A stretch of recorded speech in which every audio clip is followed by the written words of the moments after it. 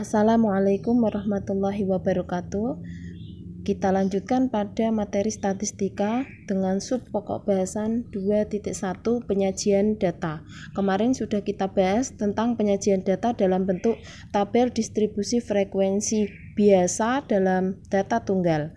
Sekarang kita lanjutkan apabila bentuknya tabel distribusi frekuensi biasa dalam bentuk data kelompok. Dengan langkah-langkah pembuatannya yaitu mengurutkan data dari terkecil sampai terbesar, dilanjutkan menentukan jangkauan, selanjutnya menentukan banyaknya kelas, menentukan panjang kelas, berikutnya menentukan interval kelas, baru membuat tabel. Untuk data nilai ulangan statistika 30 kita buat contoh sebagai berikut. Ini kita urutkan dulu. Setelah itu banyaknya data itu 30, data terkecil berapa setelah diurutkan? 71, data terbesar 98. Kita lanjut. Menentukan jangkauannya atau R. Data terbesar dikurangi data terkecil. 98 kurangi 71, nilainya 27. Yang ketiga, menentukan banyak kelas dengan menggunakan aturan Sturges. 1 plus 3,3 kali log N. N-nya kan 30. Akan diperoleh 5,8 dibulatkan menjadi 6.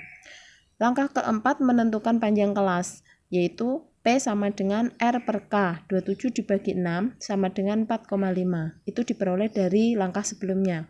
Dibulatkan menjadi 5. Untuk menentukan interval kelas pertama itu bisa diperoleh dari data yang terkecil atau data sebelumnya juga boleh. Kemudian batas atas tinggal kita menggunakan batas bawah ditambah P-1. P adalah panjang kelas, maka akan diperoleh 75.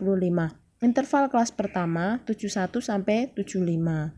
Berikutnya nanti ngikuti atau analog. 71 sampai 75 itu panjang kelasnya ada 5. Maka untuk batas interval kelas kedua itu 76, dimulainya 76 sampai 80.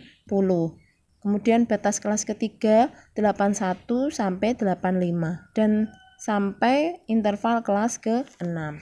Kemudian dengan menggunakan turus kita akan peroleh nilai turus frekuensi. Ini adalah tabel distribusi frekuensi dari data berkelompok.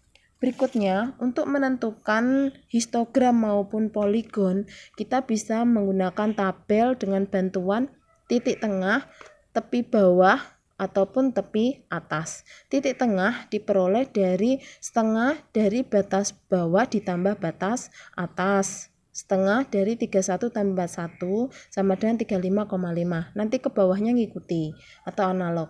Kalau tepi bawah, batas bawah dikurangi ketelitian data. Kebetulan di sini adalah bilangan bulat, ketelitiannya adalah 0,5. Maka tepi bawahnya 30,5.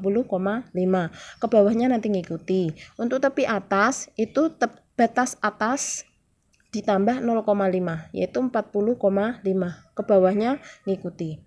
Berikutnya adalah histogram. Yang perlu kita perhatikan untuk membuat histogram adalah nilai untuk yang mendatar itu nilai tepi ya, nilai tepi.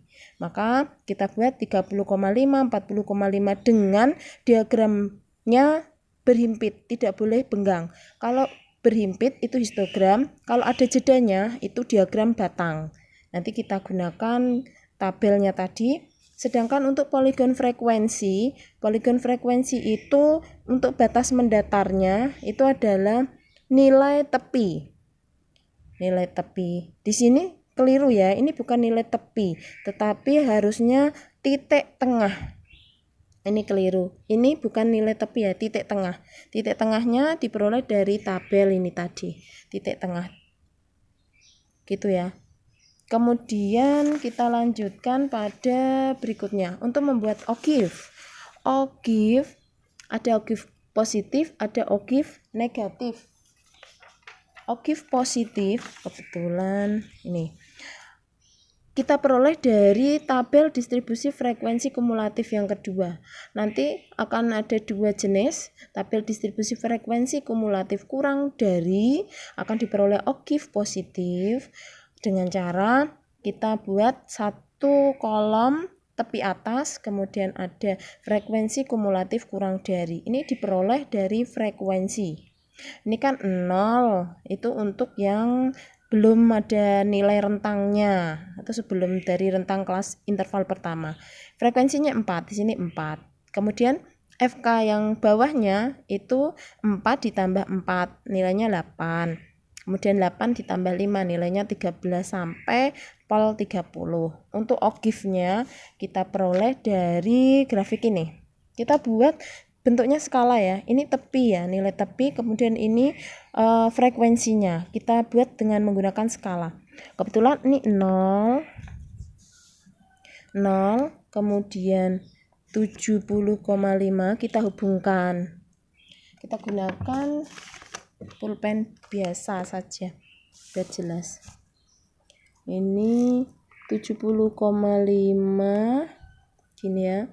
Kemudian kita hubungkan.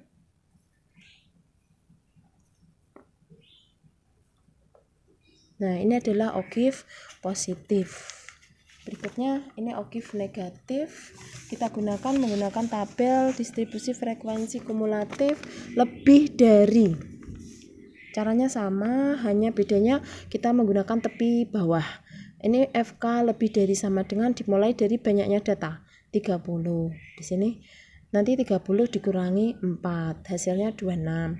26 kurangi 4, hasilnya 22. 22 kurangi 5, hasilnya 17, sampai akan diperoleh nilai 0. Kita kerjakan OGIF negatifnya. Gini ya.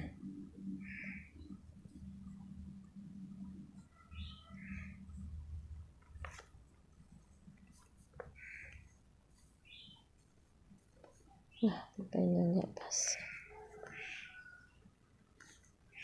Kemudian kalau distribusi frekuensi relatif begini juga.